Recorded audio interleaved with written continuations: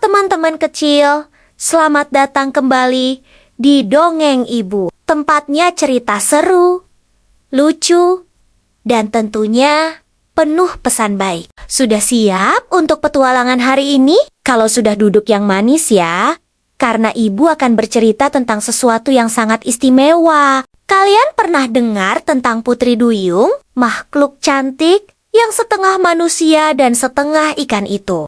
Nah, hari ini kita akan mencari tahu asal-usul Putri Duyung. Kok bisa ya ada manusia yang tinggal di dalam laut dan punya ekor ikan yang indah? Penasaran kan? Yuk, kita dengarkan kisahnya bersama-sama. Pada zaman dahulu kala, di sebuah desa kecil yang damai di tepi pantai, hiduplah seorang anak perempuan yang baik hati bernama Nara. Nara ini berbeda dari anak-anak lainnya. Kalau teman-temannya lebih suka bermain di darat, Nara justru sangat mencintai laut. Baginya, laut adalah sahabat terbaiknya. Setiap hari, Nara akan menghabiskan waktunya di pantai. Ia bukan hanya bermain pasir atau berenang, tapi ia benar-benar merawat laut. Nara suka sekali membantu para nelayan membereskan jala mereka, menolong kepiting-kepiting kecil yang terjebak di bebatuan, dan yang paling penting, ia selalu mengingatkan semua orang. Jangan buang sampah ke laut ya, nanti lautnya sedih. Nara percaya bahwa laut punya perasaan. Sama seperti kita, setiap sore, setelah semua kegiatannya selesai, Nara punya kebiasaan unik. Ia akan duduk sendirian di tepi pantai, membiarkan ombak kecil menyentuh kakinya, lalu ia akan berbicara dengan ombak itu. Siulialah, mereka adalah teman dekatnya. Wahai laut sahabatku, semoga kamu selalu bahagia ya, katanya sambil tersenyum tulus. Nara merasa sangat damai saat berada di dekat laut. Ia bisa merasakan deburan ombak sebagai jawaban, dan semilir angin sebagai belayan lembut dari sahabatnya itu. Nara tidak pernah meminta apapun dari laut. Ia hanya ingin memberikan seluruh kasih sayangnya. Suatu hari, langit tiba-tiba menjadi gelap gulita. Awan hitam berkumpul, dan angin bertiup sangat kencang. Badai besar datang menerjang desa. Semua orang berlari mencari perlindungan.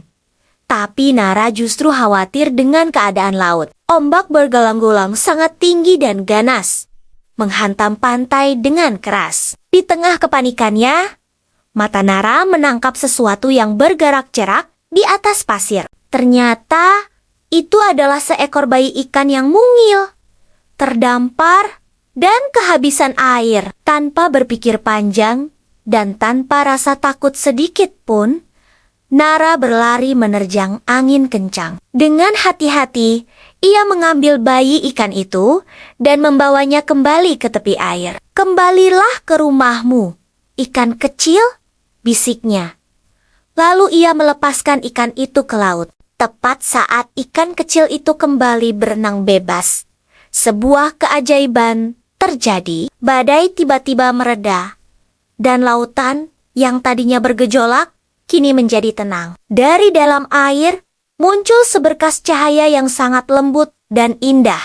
Perlahan-lahan, sesosok wanita cantik dan agung muncul dari dalam cahaya itu. Wajahnya bersinar seperti mutiara, dan gaunnya terbuat dari buih ombak.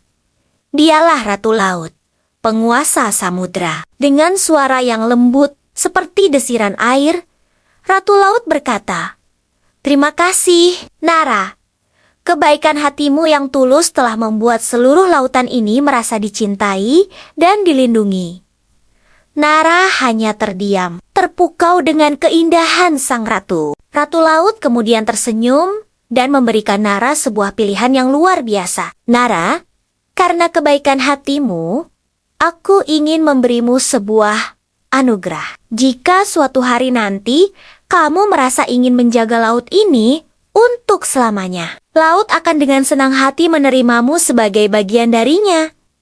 Setelah berkata demikian, Ratu Laut kembali menghilang ke dalam samudra, meninggalkan Nara yang masih terpesona. Sejak pertemuan itu, Nara semakin yakin bahwa cintanya pada laut tidak bertepuk sebelah tangan. Hari demi hari berlalu, dan Nara semakin sering membantu laut dan semua makhluk yang hidup di dalamnya. Ia membersihkan pantai lebih giat lagi, menolong lebih banyak hewan laut, dan cintanya pada samudra semakin dalam. Hingga pada suatu sore yang cerah, saat Nara sedang asyik menyelam untuk melihat keindahan terumbu karang, ia merasakan sesuatu yang aneh. Sebuah cahaya biru yang hangat dan menenangkan tiba-tiba menyelimuti seluruh tubuhnya. Nara tidak merasa takut sama sekali. Perlahan tapi pasti, ia merasakan kakinya menyatu dan berubah menjadi sebuah ekor ikan yang panjang dan berkilauan, berwarna seperti pelangi saat terkena sinar matahari. Ajaibnya lagi,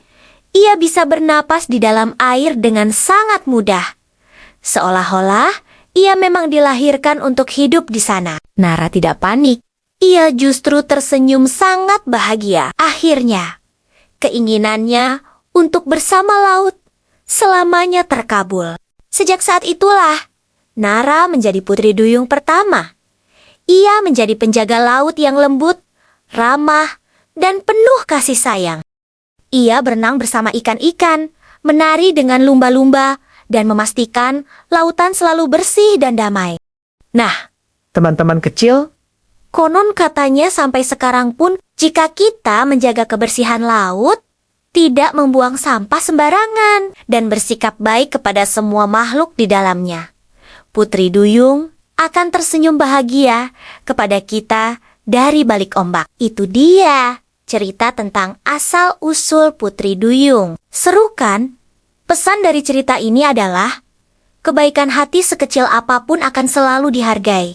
Sama seperti Nara, kalau kita tulus menyayangi alam, alam pun akan membalasnya dengan kebaikan yang luar biasa. Terima kasih sudah mendengarkan dongeng ibu hari ini. Jangan lupa untuk selalu berbuat baik. Sampai jumpa di cerita berikutnya. Dadah!